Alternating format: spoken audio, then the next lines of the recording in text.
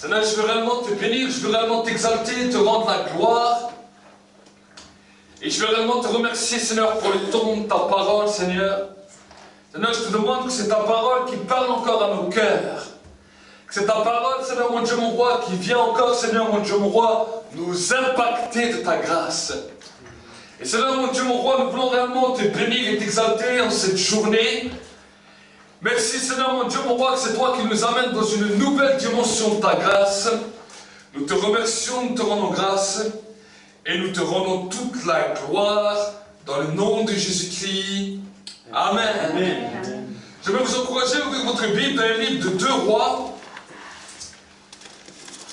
2 Rois 6. 2 Rois 6. Et nous allons commencer par le verset 1er. La Bible nous dit, dans 2 Rois 6, verset 1er, les fils des prophètes dirent à Élisée, « Voici l'endroit où nous habitons en ta présence est trop réduit pour nous. Allons donc jusqu'au Jourdain, nous y prendrons chacun une poutre et nous y ferons un lieu d'habitation. » Il répondit, « Allez. » Et l'un d'eux dit, « Consens donc à venir avec tes serviteurs. » Il répondit, « J'irai. » Et il alla donc avec eux. Arrivé au Jourdain, ils coupèrent des arbres. Comme l'un d'eux abattait une poutre, le fer tomba dans l'eau. Il s'écria, « Ah, mon Seigneur !» Il était emprunté. L'homme de Dieu dit, « Où es-tu tombé ?» Et il lui montra l'endroit. Alors Élisée coupa un morceau de bois, le jeta au même endroit et fit surnager le fer. Puis il dit, reprends-le. L'autre tendit la main et le prit. Amen. Amen. La Bible nous montre quelque chose de particulier. La Bible nous dit que les fils des prophètes étaient avec Élie pour construire un nouveau lieu d'habitation. Et la Bible nous dit que pendant qu'ils étaient en train de construire, l'un d'eux qui avait je pense que ça devait être une hache pour couper le bois, a eu le morceau de son hache, le morceau de fer qui était dessus, qui est tombé dans l'eau. Et à son grand désespoir, il vient voir le prophète, il lui dit, « Oh prophète, cela n'était pas à moi, il appartenait à une autre personne. » Il était loué. Et la Bible nous dit que le prophète a pris un certain bois, l'a jeté dans l'eau, et le fer qui habituellement ne flotte pas dans l'eau s'est mis à flotter. Amen. Il y a peut-être certaines choses, mon frère, ma soeur, qui dans ta vie ont été enfouies. Dans ta vie, des choses qui ont été détruites à l'intérieur de toi-même, à l'intérieur peut-être des fois de tes émotions, à l'intérieur de ta propre personnalité, des choses ont été détruites. Et peut-être que tu es comme ce fils de prophète qui est là et qui te dit, mais Seigneur, les choses de ma personnalité ont été détruites et je ne sais plus comment le récupérer. La Bible nous dit que le prophète a fait un geste très spécial. Il a pris, la Bible nous dit, un certain bois et l'a mis dans l'eau où le fer était tombé et le fer est revenu à la surface. Amen. C'était un symbole. Ce que le prophète Élisée a fait, c'était un des symboles pour nous montrer la puissance de la croix sur nos vies. Amen. Nous avons vu souvent la puissance du sang de Jésus. Nous avons vu la puissance que le Saint-Esprit aussi communique. Mais je veux te dire que la croix a aussi un mystère pour nous qui sommes enfants de Dieu. Amen. Et la puissance de la croix est là. La Bible nous montre que la croix a été plantée sur le mont du crâne. Et que quand elle a été plantée où? Elle a été plantée dans la terre. Et la Bible nous dit que c'est à travers la croix que Jésus est passé, que Jésus est entré dans les entrailles de la terre pour aller prêcher à ceux qui étaient morts. Amen. Donc ça c'est la première image que nous connaissons. Mais derrière cette image, il y a une image prophétique pour nous montrer que le bois, la croix, quand elle commence à être plantée dans notre cœur, cela va commencer à faire sortir les choses qui étaient enfouies à l'intérieur de toi. Amen. La croix a cette capacité, pas simplement le morceau de bois dans lequel Jésus était, mais le symbole de la croix. Et vous savez, c'est pour cela que les démons ne supportent pas la croix. C'est pour cela que même quand ils ont fait certains films comme Exorciste ou des choses comme ça, ils ont utilisé le symbole de la croix. Et c'est pour cela que même l'Église catholique, pendant tout un temps, jusqu'à même aujourd'hui, utilise ce symbole parce qu'il sait qu'il a une puissance, mais il ne sait pas quoi. Est-ce que vous saisissez? Ça ne veut pas dire que nous devons adorer la croix, mais derrière la croix, il y a une puissance qui va ramener à la surface tout ce qui était caché dans la vie de l'homme. Amen. Et si nous ne comprenons pas cela, alors nous allons passer à côté du mystère de la croix. Amen. Et il y a des moments où nous devons dire, Seigneur, dans ma vie, je plante la croix pour non seulement te suivre, mais pour que les choses puissent être renouvelées et pour que je puisse avancer. Si la croix n'avait pas eu son mystère, Jésus lui-même n'aurait pas dit que celui qui m'aime, qui me suit, qu'il renonce à lui-même et qu'il se charge de sa croix. Amen. Jésus lui-même a déclaré cela, que nous devons nous charger de notre croix. Mais combien de fois les croyants se chargeaient de leur croix? Amen. Combien de fois les croyants vont-ils se charger de leur croix? Combien de fois les croyants ont-ils même fait ce genre de prière? Seigneur, dans ma vie, je veux planter la croix de Christ pour montrer mon appartenance. Amen. Vous savez, les êtres humains marchent toujours avec des principes. Quand une nation conquistateur va dans un pays, va dans une nation, et quand elle a commencé à prendre le territoire, la première des choses que la nation fait, elle va poser un poteau, elle va planter ce poteau, et dans ce poteau, elle va y accrocher un drapeau. Amen. Amen. Chaque nation conquistateur, ils plantent le poteau, et ensuite, ils y installent un drapeau.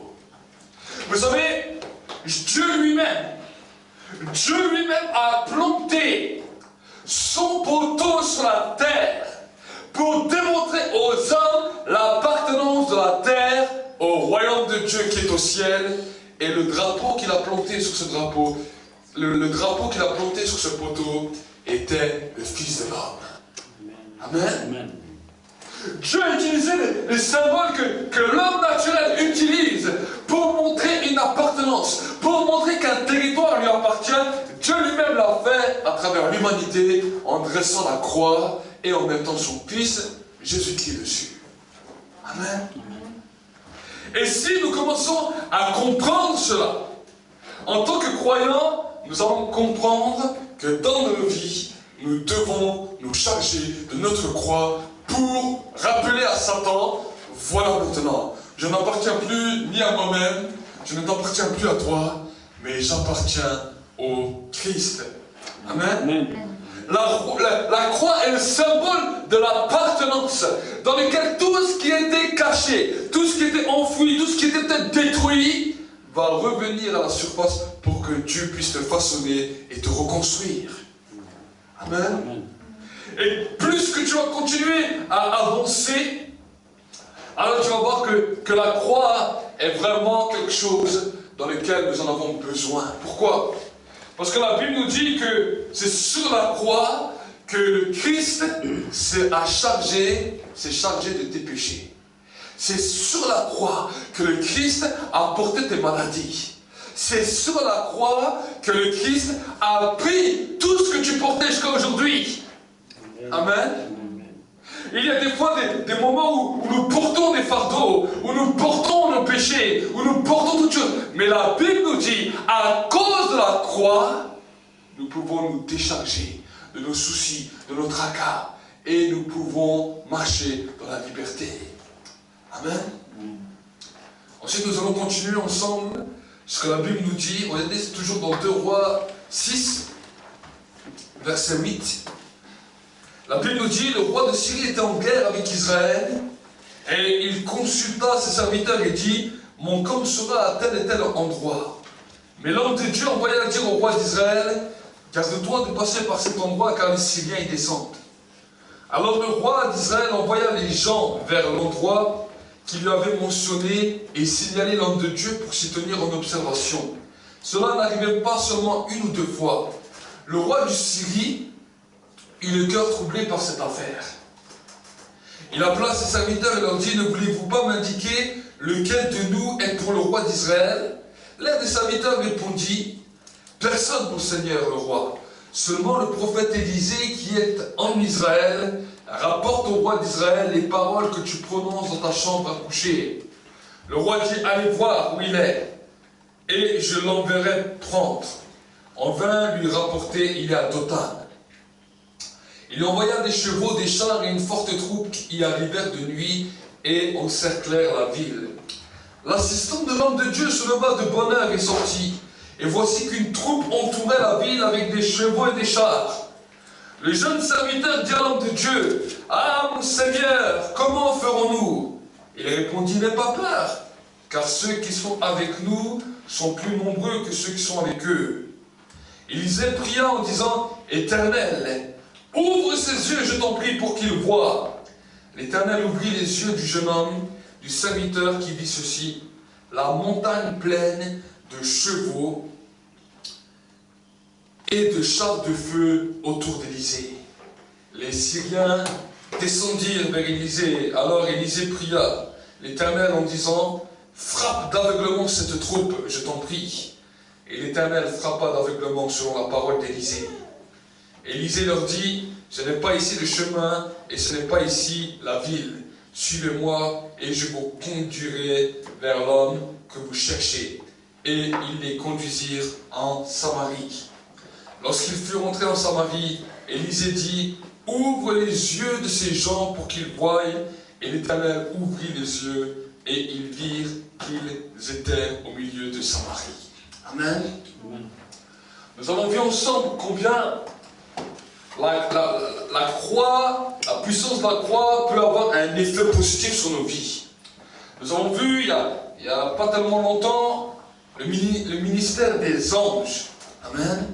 Nous avons vu combien les anges peuvent venir, ont un devoir de pouvoir nous servir. Dieu leur a donné un devoir de nous servir.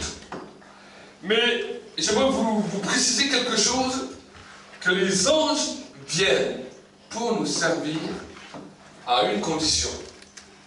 Il y a une condition. Si nous marchons d'après la parole de Dieu. Amen. Vous savez, les anges sont attirés quand la sainteté commence à remplir nos vies à cause du Saint-Esprit. Les anges en sont attirés. Amen. La Bible nous dit que alors que le prophète Élisée, alors que le prophète Ésaïe a vu la gloire, il a vu que les séraphins couvraient la gloire de Dieu avec leurs ailes.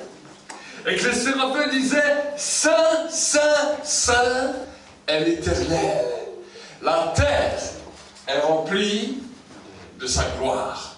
Amen. Les anges, vous savez, dans le ciel, n'ont qu'une parole. Ils ne disent pas des fois toutes les adorations que nous sortons. Mais les anges déclarent une seule parole.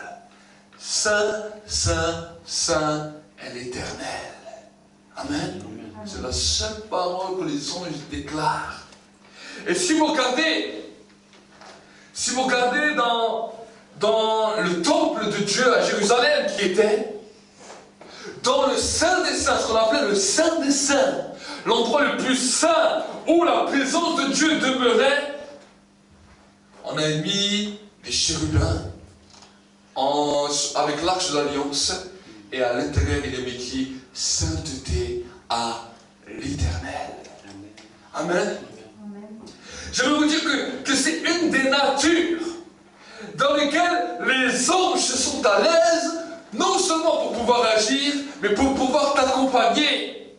La sainteté de Dieu dans ta vie n'est pas une option, mais la sainteté de Dieu est une obligation pour que les anges puissent demeurer à côté de toi et accomplir le ministère par lequel ils sont appelés. Amen. Amen. Et je crois de tout mon cœur que si nous continuons à avancer avec Dieu, nous pourrons vivre des journées entières sans péché. Amen. Où nos pensées sont impactées par la pureté de Dieu. Où nos cœurs sont impactés par la pureté de Dieu. Mais pour que cela puisse se produire, tu as besoin de passer du temps chaque jour dans la louange, dans l'adoration et dans la communion avec le Saint-Esprit. Amen. Pourquoi? Parce que la Bible nous dit que quand nous commençons à louer, à adorer Dieu, la Bible nous dit que Dieu siège et trône au milieu de la louange et de l'adoration de son peuple. Je le dis souvent, si nous voulons être remplis du Saint-Esprit, nous avons besoin de louer Dieu jusqu'à ce que notre pensée humaine soit changée et impactée par la pensée du Saint-Esprit. Quand cela se produit dans nos vies, nous sommes non seulement prêts à commencer à marcher sur le chemin de la sainteté, mais aussi à communier avec la personne du Saint-Esprit. La Bible nous montre que dans le temple, pour arriver au sein des saints, le psalmiste David disait « J'entre dans tes portes, j'entre dans tes parvis avec la louange. » Alors que les sacrificateurs voulaient rentrer dans le temple, dans le parvis, ils devaient commencer à entrer en louant Dieu et en l'adorant, pour que pendant ce temps où ils commencent à entrer dans le temple, leur pensée soit changée en une pensée d'adoration. Amen. Et ensuite, quand ils entraient déjà dans le lieu saint, il y avait 3 lieux. Il y avait le parvis, il y avait le lieu saint et il y avait le lieu très saint. Et quand ils arrivaient dans le lieu saint, c'est là où il y avait les bougies, le chandelier qui devait rester allumé 24 heures sur 24, 7 jours sur 7. Mais il y avait aussi les pains sans levain qui étaient là. Et il y avait les pains de proposition qui étaient là. Et cela est le même symbole que pour nous, la parole de Dieu quand nous lisons, et que nos lampes soient toujours allumées. Amen. Et seulement quand ils sont passés dans ces lieux-là, ils allaient dans le Saint des Saints. Et c'était le souverain sacrificateur qui allait une fois par an dans le Saint des Saints rencontrer Dieu pour l'expiation du péché du peuple. Amen. Et vous savez, c'était terrible. Parce que quand il rentrait dans le Saint des Saints, il pouvait en sortir avec la grâce de Dieu pour tout le peuple, mais s'il ne s'était pas bien préparé et que son cœur n'était pas droit, dans ce même lieu du Saint des Saints, il pouvait sortir mort. Amen. Cela est pour nous montrer que, vous savez qu'avec Dieu, on ne joue pas. Dieu a donné tout un tas de directives pour que nous puissions être protégés dans nos vies, jour après jour. Il a déployé ses anges autour de nous pour nous servir, pour nous protéger. Mais si nous refusons de marcher dans le chemin de la sanctification, tu peux le faire. Mais vous savez, chaque fois que nous sortons de la sanctification, nous nous coupons du ministère des anges. Et à ce moment-là, quand il y a une attaque, cette attaque peut être terrible sur nos vies parce qu'on n'a plus aucune protection. Est-ce que vous savez?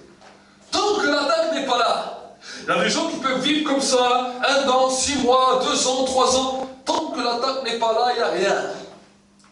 Et des fois, le diable n'attaque pas tout de suite parce qu'il veut que les gens puissent prendre le plaisir dans leur vie de péché, dans leur vie de l'éloignement de Dieu. Ah, tu aimes toujours Dieu, tu vas toujours à l'église, mais ta vie n'est plus une vie conforme à la parole de Dieu. Mais j'aimerais te dire, quand le diable sait qu'il n'y a plus de protection, il peut attendre longtemps pour pour que tu sois bien loin de Dieu. Mais quand il attaque, ça peut être terrible. Amen. Quand il attaque, ça peut être terrible. Mais par contre, si tu persévères avec Dieu, même si des fois c'est pas facile, mais tu dis, Seigneur, je veux vivre une vie de sanctification. Je veux marcher dans la pureté de Dieu. Pas pour que les gens voient simplement que je suis meilleur, mais pour que la protection de Dieu soit toujours mon partage. Pour que les anges qui sont avec Dieu soient toujours avec moi. Et que là où je vais, j'ai la protection.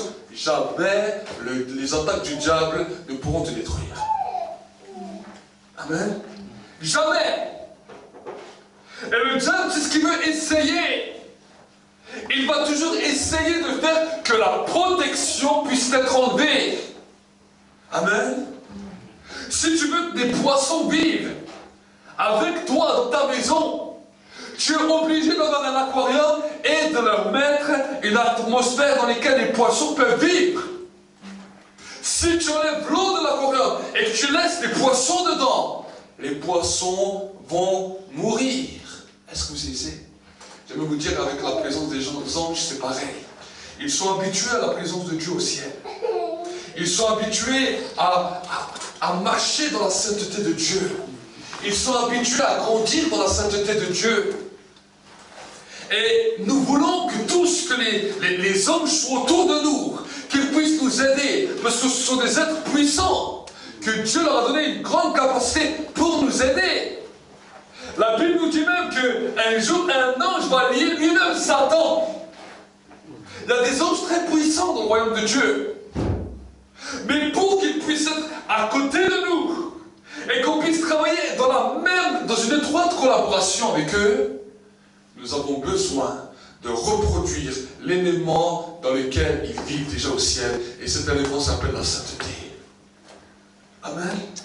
Souvent on parle de sainteté, sanctifiez-vous, sanctifiez-vous. Dieu parle tantôt d'une manière, tantôt d'une autre, mais nous ne comprenons pas pourquoi. On nous dit oui, voilà, il faut nous sanctifier. Pourquoi? Parce que Dieu le demande. Mais souvent nous ne comprenons pas pourquoi Dieu nous demande ça. Dieu nous demande, nous appelle à la sanctification. Pourquoi? Pour que les anges puissent être à côté de nous et pour que le climat du ciel soit aussi établi sur la terre. Amen. La Bible nous dit, sans la paix avec tous et la sanctification, personne ne verra le Seigneur. Amen. Pourquoi il dit personne? Parce qu'avant de voir Dieu, on peut voir déjà les anges. Amen. Quand nous quittons cette terre, les premières personnes que les gens voient sont les anges qui vont les amener devant Dieu, soit pour le jugement, soit pour la vie éternelle. Amen. Donc, mais dans cette atmosphère, nous pouvons voir Jean sur l'île de Patmos. Jean sur l'île de Patmos qui grandissait, qui avait marché avec le Seigneur durant pratiquement toute sa vie. Et là, il se retrouvait sur une île de Patmos. Et il était devenu prisonnier à cause de la parole. Mais la Bible nous montre que malgré son vieil âge, il demeurait à continuer à se sanctifier, à marcher dans la parole de Dieu. Et à un moment donné, il eut une extase, il eut une vision. Et là, un ange a commencé à lui révéler ce qu'on appelle l'Apocalypse. Amen. Et Jean était tellement effrayé quand il a vu l'ange, parce qu'il a vu la beauté de l'ange. Il s'est prosterné, il voulait l'adorer. Mais l'ange lui a dit, je suis ton compagnon d'œuvre. Amen. Nous voyons les compagnons d'œuvre de Paul, de Pierre. Pierre, alors qu'il lui persévérait à marcher avec Dieu, un ange va chez Corneille et lui dit, fais venir Pierre ici, parce qu'il a un message pour vous. Amen. Nous voyons dans l'église primitive que les anges étaient souvent là. Nous voyons dans la Bible entière que souvent les anges étaient là. Amen. Et nous voyons au moment Abraham qui dira à son serviteur, va chercher une femme pour mon fils. Le serviteur lui dit, mais comment je vais trouver la femme? Abraham lui dit, l'Éternel te précédera et il enverra son ange devant toi. Et nous voyons là une même histoire. Élisée qui était poursuivi par une armée qui voulait le détruire, qui voulait l'amener captif. Son serviteur lui a dit, mais ces armées qui viennent sont nombreuses. Élisée lui a dit, ne t'inquiète pas, je suis dans la perspective de Dieu. Je marche avec Dieu. Donc ceux qui sont avec nous sont plus nombreux que les autres. Alors le serviteur a dit, mais je ne vois personne. Alors il lui a dit, Seigneur, ouvre les yeux de ton serviteur. Et la Bible nous dit que le jeune serviteur a vu plein d'armées, plein de chars de feu qui étaient autour de lui. Amen. Plein. La Bible nous dira, l'ange de l'Éternel campe autour de ceux qui le craignent. Amen. Il te dira ça. Les anges de Dieu vont venir camper autour de ceux qui craignent Dieu. Qu'est-ce que c'est dire craindre Dieu? La Bible nous dit que craindre Dieu, c'est haïr le mal. Amen. Je crois, mon frère, ma soeur, que Dieu appelle son peuple à pouvoir se lever et à marcher dans une sainteté. Amen. Oui, au début, il y aura un combat peut-être dans les pensées, dans les raisonnements. Pourquoi? C'est normal. Il y a une lutte entre la chair et l'esprit. L'esprit est bien disposé, mais la chair en est faible. Mais je crois que si nous continuons et nous persévérons, jour après jour, à avoir une nouvelle mentalité, une nouvelle pensée, à persévérer, il y a un moment dans ta vie où tes pensées vont être en paix, et à ce moment-là, tu vas commencer à grandir dans la sainteté. Amen. Amen. Mais malgré que peut-être tu as des fois des combats, si toi tu te fais violence et tu persévères à grandir dans la sainteté, les anges vont déjà être là autour de toi. Amen. Les anges vont déjà être à côté de toi. Mais si tu dis dans ta tête, ah mais de toute façon c'est tellement dur, allez, une fois je persévère, une fois je laisse tomber, et que tu ne persévères pas dans la voie, c'est toi-même qui enlèves ta protection autour de toi. Amen. De la même manière que les poissons ont besoin de l'eau pour pouvoir vivre, les anges, pour pouvoir rester à côté de toi, ont besoin que tu te prépares à grandir dans la sainteté pour leur permettre de rester. Amen. Des fois, nous pouvons mettre la confusion dans le monde spirituel. Des fois, nous pouvons mettre la confusion dans les anges de Dieu. Parce que nous professons de notre bouche que nous voulons avancer avec Dieu, grandir avec Dieu. Mais par notre comportement, nous faisons tout le contraire de ce que la parole de Dieu nous dit. Amen. Je ne parle pas simplement aux croyants, je parle aussi peut-être à ceux qui prêchent l'évangile. Parce que ce n'est pas parce que nous prêchons l'évangile que nous outrepassons cette règle. Amen. Nous pouvons prêcher l'évangile et vivre dans le péché. Et si nous vivons dans le péché, nous pouvons prêcher l'évangile, avoir peut-être des résultats visibles. Mais nous enlever de toute protection. Et si le diable tape, ça peut faire très mal.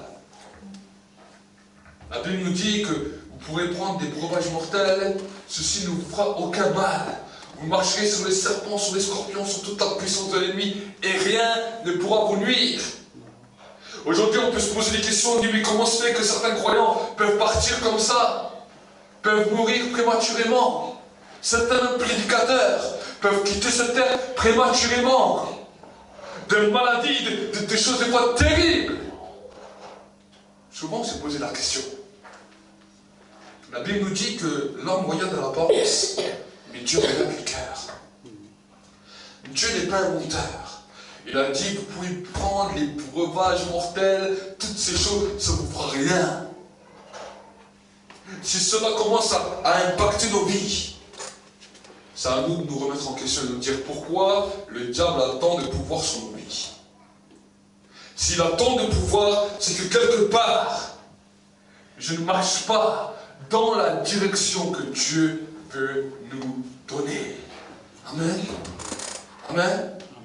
Vous savez, la mentalité de péché est une chose que la Bible nous dit que Jésus a pris sur la croix. Amen. Jésus a pris nos péchés sur la croix. Et il y a une seule chose dans laquelle Dieu oublie. C'est tu règles un péché devant Dieu, tu dis Seigneur, je te demande pardon parce que dans ma vie j'ai fait tel et tel péché, et que tu te repens sincèrement, la Bible nous dit que cette simple prière, Dieu l'a oublié déjà. Dieu a déjà oublié ce péché. Amen. Nous on ne l'a pas oublié, mais Dieu lui l'a oublié. Et pour que maintenant la sanctification puisse entrer dans ta vie, tu dis Seigneur, c'est vrai, j'avais des habitudes qui étaient liées, des addictions qui étaient liées à cause de ce péché.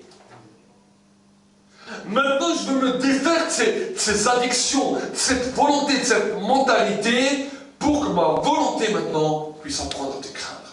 C'est ça la sanctification. Amen. Amen. Et donc, ce n'est pas le poids du péché que je porte, c'est le poids de l'addiction. Amen. Parce que ce péché t'avait amené dans une addiction. Une addiction est une dépendance. Et maintenant, le combat que tu vas mener, c'est le combat contre la chair, jusqu'à ce que cette dépendance soit brisée de ta vie. Amen. Amen. Et c'est là où le diable joue.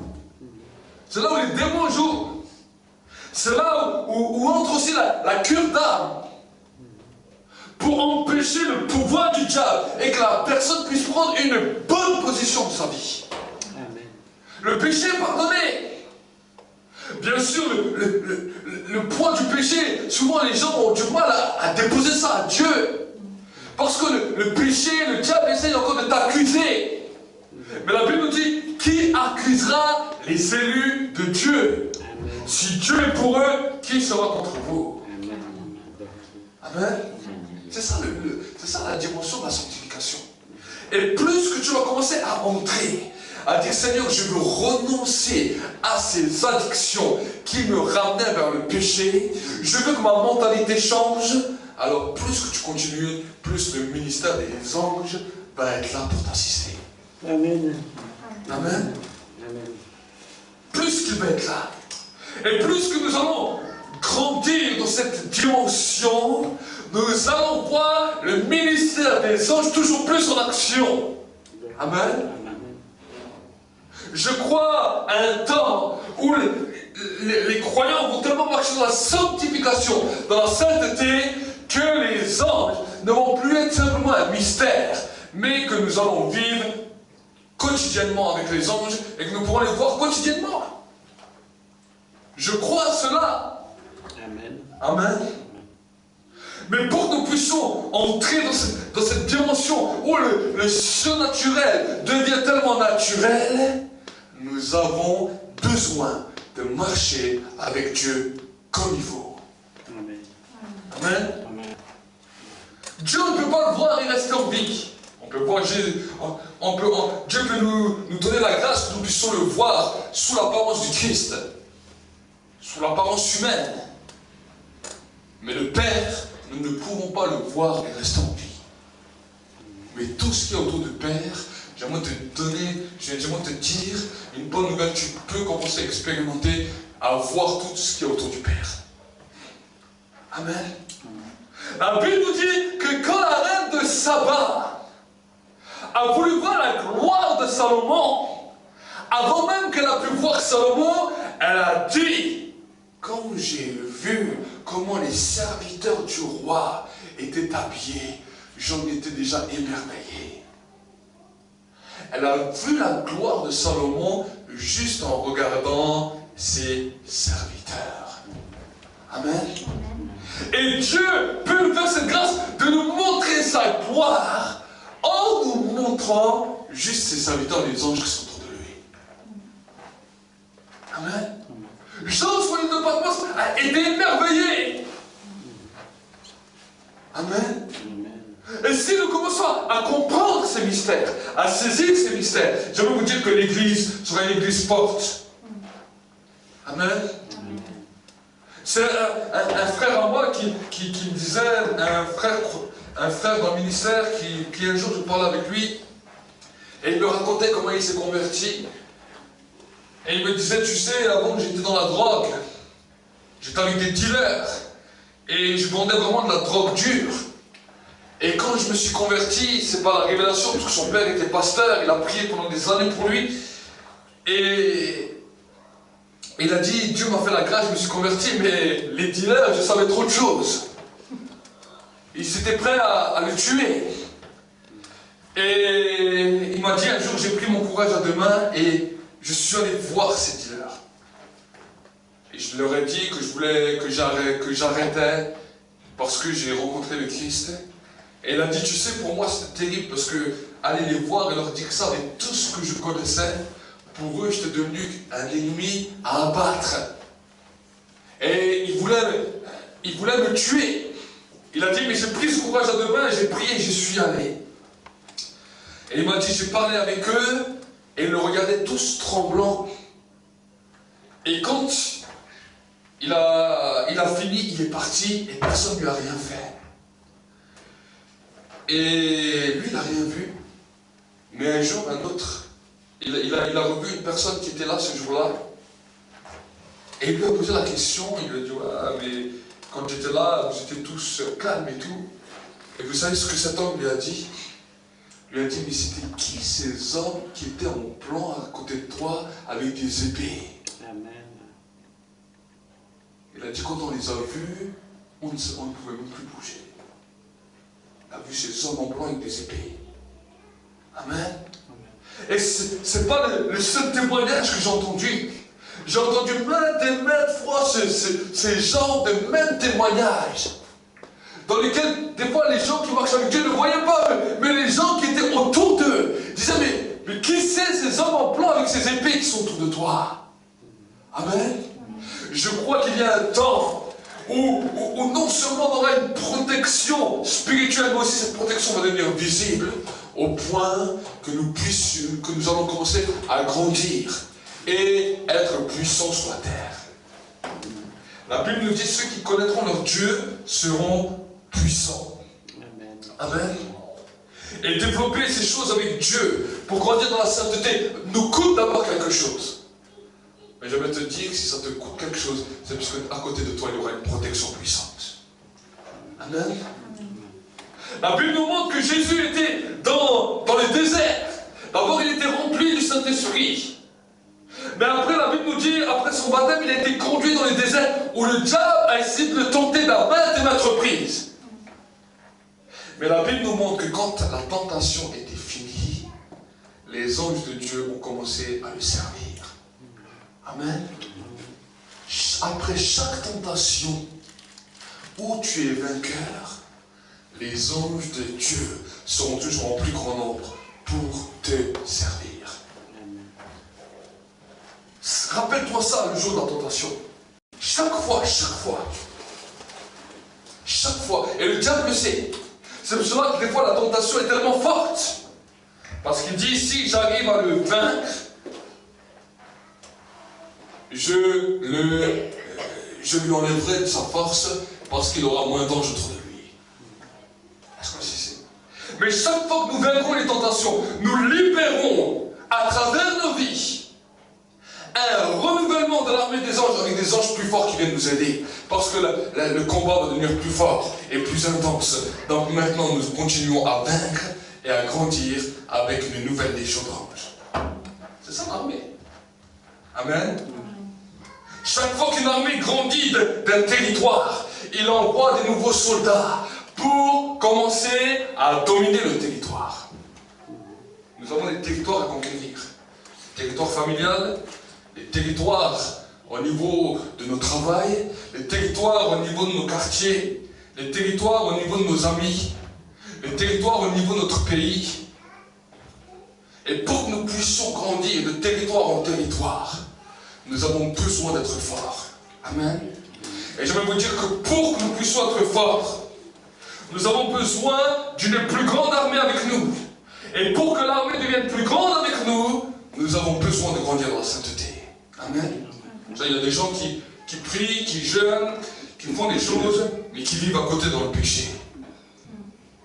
Donc tous les prières, les jeûnes qu'ils font, ça ne leur donne aucune protection. Et ils peuvent vous dire, ah, je suis attaqué.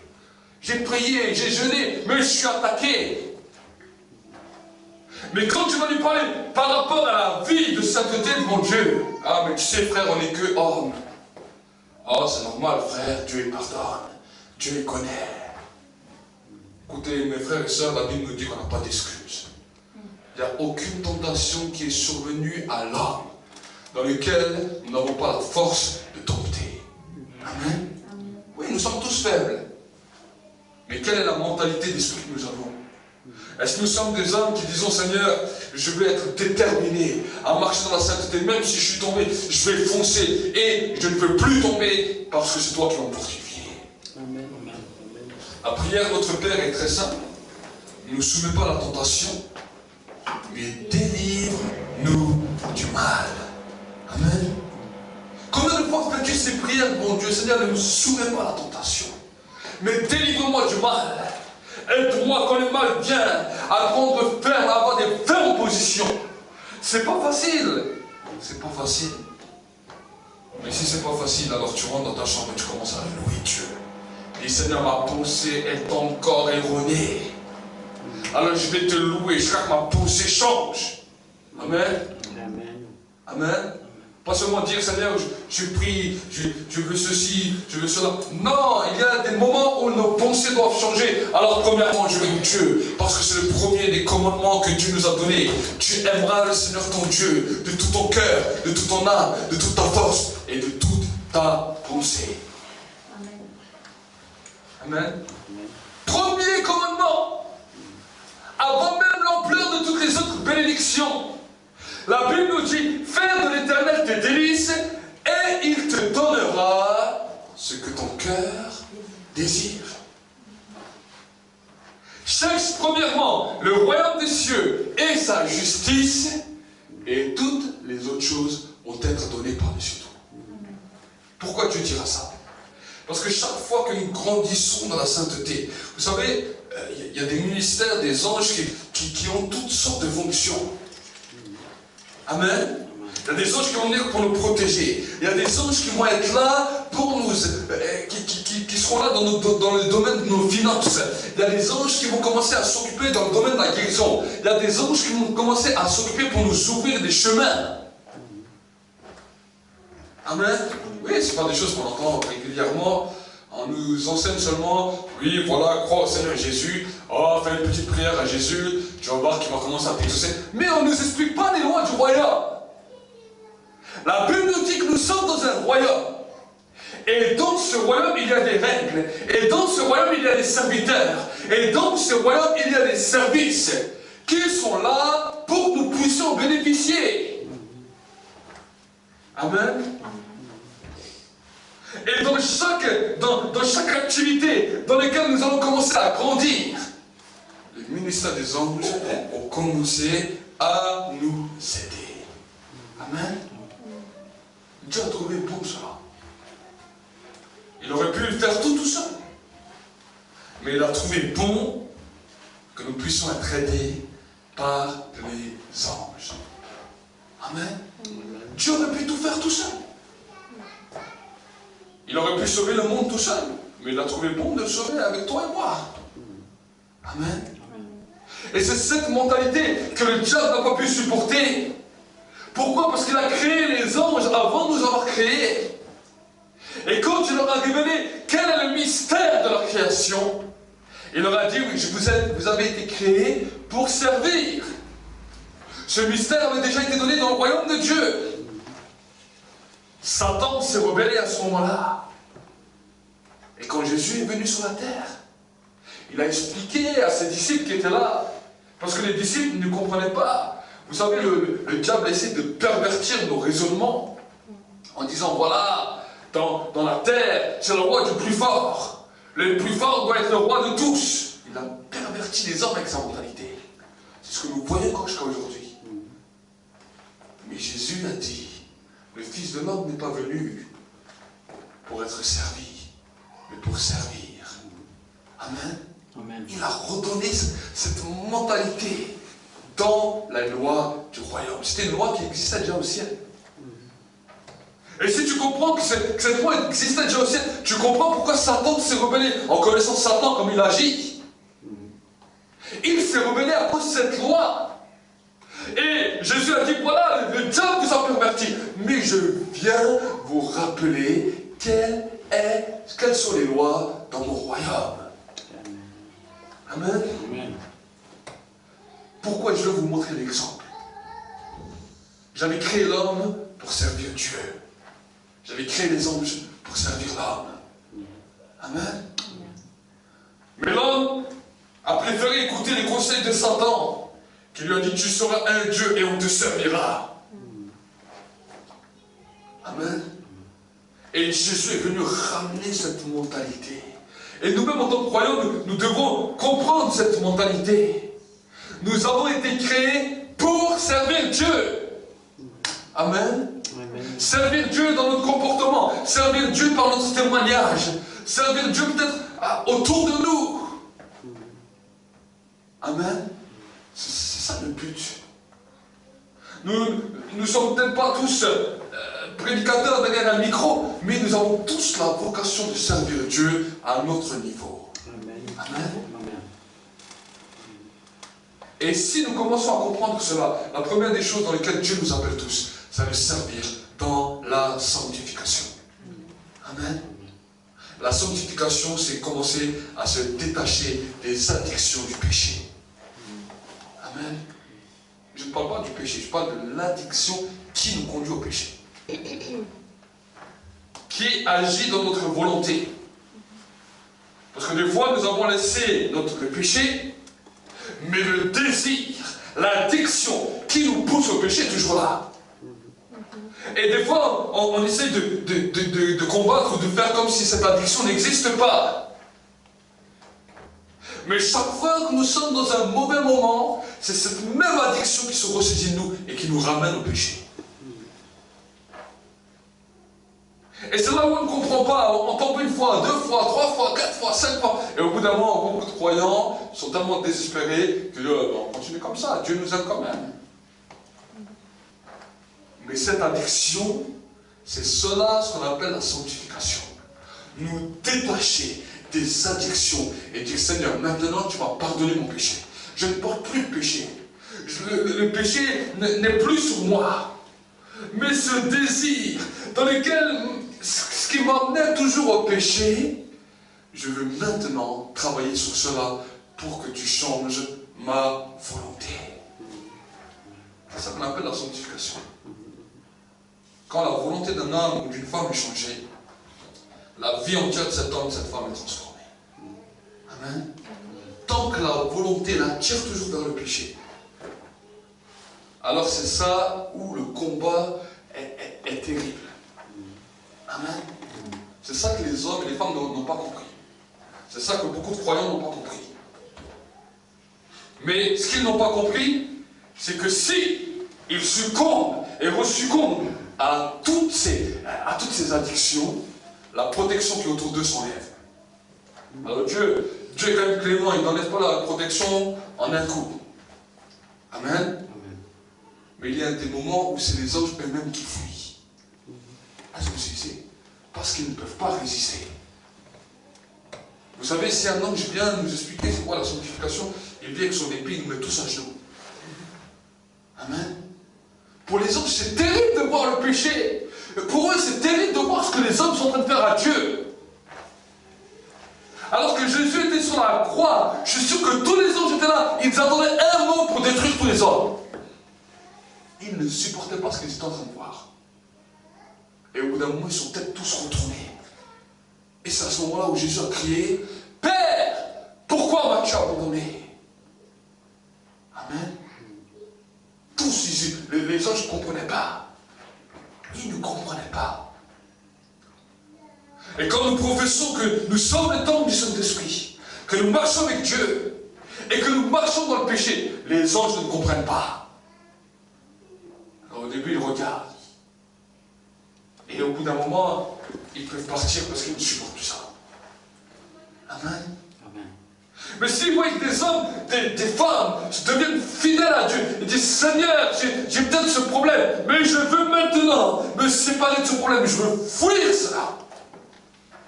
Les anges de Dieu vont en être attirés. Amen. Amen. Ils vont en être attirés. Et ils vont commencer à dire, je vais lui donner un coup de main. Le Saint-Esprit va dire, je vais lui donner un coup de main. cela, l'apôtre Paul nous dira, n'attristez pas le Saint-Esprit de Dieu avec lequel vous avez été scellés. Les anges voient, si tu attristes le Saint-Esprit, et que le Saint-Esprit commence à t'attrister, et commence à partir petit à petit, les anges qui l'accompagnaient disparaissent aussi. Amen. Amen. On peut voir des églises des fois où la présence de Dieu est partie, où les anges sont partis. Il y a seulement une organisation religieuse. Pourquoi? Les dons sont encore là, mais la présence de Dieu a disparu. Les anges sont partis. Et on commence à regarder le peuple de Dieu. Maladie là, destruction là, mort là. Je dis comment des croyants qui sont censés marcher avec la puissance du Saint-Esprit, qui sont censés être infaillibles, sont en train d'être détruits. Amen. Amen.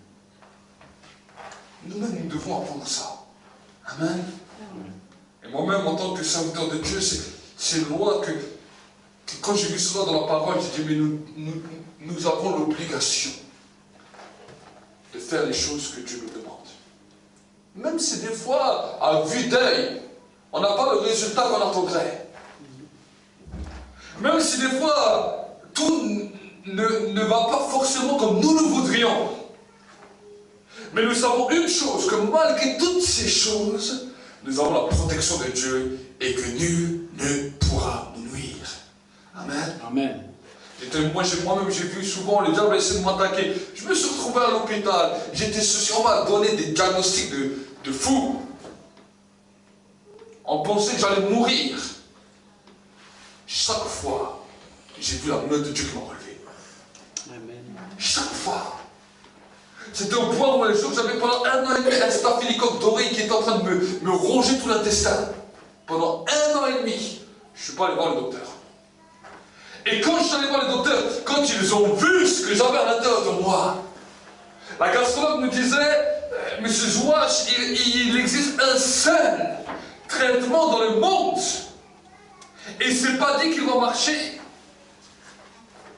Ils m'ont dit, on va vous faire tout de suite les examens, le jour même ou le lendemain, j'avais tout de suite les examens de sang. Ils m'ont dit, si ça allait dans le sang, on ne peut plus rien faire pour vous, vous allez mourir. Elle me regardait, elle me dit, mais il y a une chose que je ne comprends pas.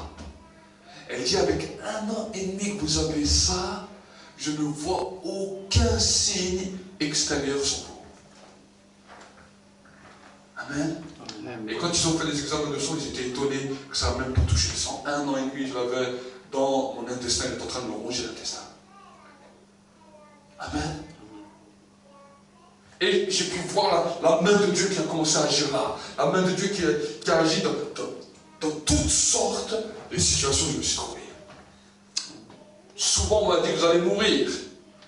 Je regardais le docteur. Je dis, moi, j'ai le Dieu qui guérit. Et Dieu m'a toujours sorti. Amen. Amen. Pas que je suis meilleur qu'un autre. Je ne suis pas meilleur qu'un autre. D'autres, des fois, sont passés par moi et ils sont morts. Amen. Mais j'ai compris le mystère de la protection de Dieu. Si tu marches avec Dieu, et vous savez, des fois, le péché peut venir. Il peut venir. Il vient chez vous, il vient chez moi. Vous êtes tombé, je suis aussi tombé. Mais j'ai compris, surtout ces dernières années, que non, nous devons résister. Résister, parce que quand nous résistons, la protection de Dieu est grande. Amen. Amen. Et peu importe les chemins par lesquels nous passons, peu importe les personnes que nous pouvons rencontrer, qui peuvent nous maudire, qui peuvent nous jeter des sorts, qui peuvent vouloir nous empoisonner, peu importe. Si nous avons la parole de Dieu, ils vont être étonnés, parce que tu seras toujours debout. Amen. Amen. Tu seras toujours debout. Amen. Mais il faut croire à cela. Et il faut croire que plus tu grandis dans la sainteté, plus ta protection sera grande. Et plus tu seras entouré d'anges qui, au bout d'un moment, Dieu va te montrer la gloire de ses serviteurs comme la reine de Saba a vu les serviteurs de Salomon. Jean sur l'île de Patmos, alors qu'au début de son ministère, il ne pensait pas voir ça. Mais Jésus avait dit, je vous le dis désormais, vous verrez le Fils de l'homme monter et descendre avec les anges de Dieu du ciel. Il avait donné cette parole. Oh. Il a vu les anges qui étaient là le jour de l'ascension de Jésus. Il a vu après les choses de la Pentecôte, mais après les anges, je ne les voyais pas. Mais sur l'île de Patmos, alors qu'il grandissait dans la sainteté, il était vieux, c'était un vieillard. Il avait carrément des serviteurs qui écrivaient. Et là, il a commencé à voir la gloire de Dieu. Amen. Amen. Vos jeunes gens, ils auront des visions. Et vos vieillards auront des songes.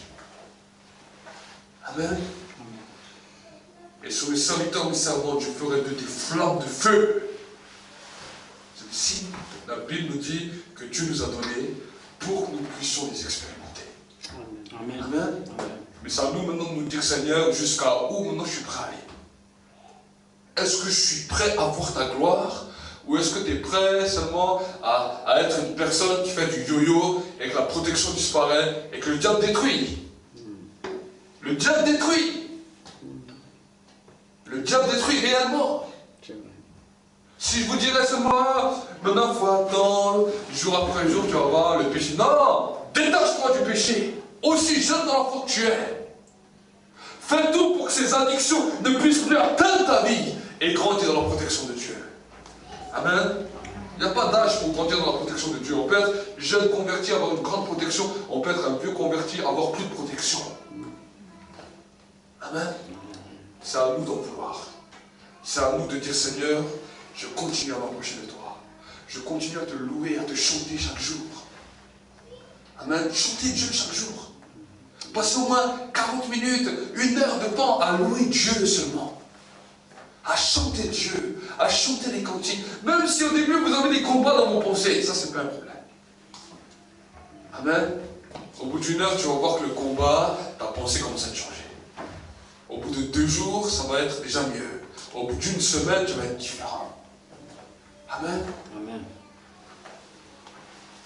Et tu vas voir qu'après 1 mois, 2 mois, 1 an, 2 ans, 3 ans, les choses vont changer.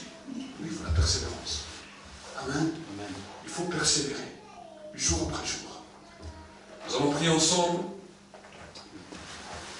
Amen. Seigneur, je veux réellement te bénir, je veux réellement t'exalter. Je te remercie, Seigneur, pour ces instants. Seigneur, tu vois ton peuple qui est là, Seigneur mon Dieu, mon roi. Ils ont besoin de la protection dans ce monde.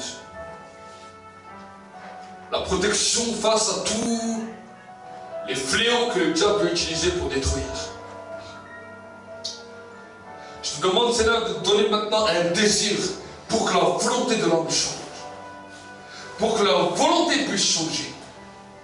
Mais Seigneur, aussi de leur ouvrir les yeux afin qu'ils contemplent ton armée. Qu'ils contemplent, Seigneur mon Dieu, mon roi aussi, qu'il y a des serviteurs de Dieu, des anges que tu as destinés en notre faveur. Seigneur, je te demande de leur ouvrir les yeux comme tu as ouvert les yeux aux serviteurs du prophète. Que ce soit ici dans ce lieu ou sur le net. Que Seigneur, ce message puisse bouleverser. Et que Seigneur, ton peuple puisse grandir au point, Seigneur, que la protection, que l'armée du ciel puisse s'instaurer dans toutes les sphères de notre société. Que le royaume de Dieu puisse impacter dans toutes les sphères de notre société. Et que Seigneur, le drapeau du ciel, le poteau, Seigneur, que tu as planté, le poteau de la croix, sur lequel le Fils de l'homme était dessus, puisse être posé là où nous allons. Que nous puissions nous charger de notre croix et te suivre. Et que nous puissions toujours plus voir ta grandeur, voir tes merveilles, voir les signes, voir les paroles que tu nous as dit s'accomplir. et qu'une protection puissante puisse saisir nos vies. Seigneur, nous te bénissons, nous te rendons grâce.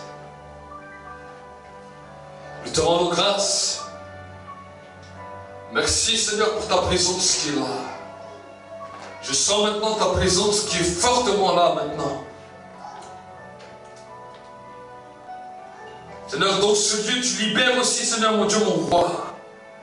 Tu libères un nouveau groupe de tes serviteurs. Un nouveau groupe d'anges maintenant. Seigneur, pour cette nation, pour cette région, nous te le demandons, Seigneur. Nous te le demandons. Merci, Seigneur, pour ces instants où tu renouvelles aussi ta sainteté des frères et des sœurs. Une nouvelle sainteté, une nouvelle dimension, une nouvelle force, une nouvelle puissance, une nouvelle gloire. Je proclame, Seigneur mon Dieu, mon roi, dans ce lieu, une nouvelle saison. L'ouverture d'une nouvelle saison. L'ouverture d'une nouvelle dimension. Où tu renouvelles maintenant une dimension prophétique, une dimension apostolique, une dimension de ta gloire. Seigneur, nous déclarons maintenant, nous déclarons que des nouveaux manteaux maintenant soient libérés. Que des nouveaux manteaux maintenant soient libérés. Qu'une nouvelle dimension de l'autorité soit renouvelée. Et nous déclarons ta gloire dans ce lieu. Nous déclarons ta gloire dans ce lieu. Merci pour le feu. Merci pour les lampes que tu ranimes. Les lampes peut-être qui étaient éteintes, que tu ranimes maintenant. Les lampes qui commencent à brûler. Dans le nom de Jésus. Dans le nom de Jésus.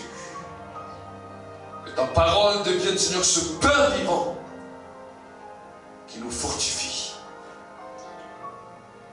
Et que ta gloire qui recouvrait, Seigneur, le temple à Jérusalem puisse descendre dans ce lieu.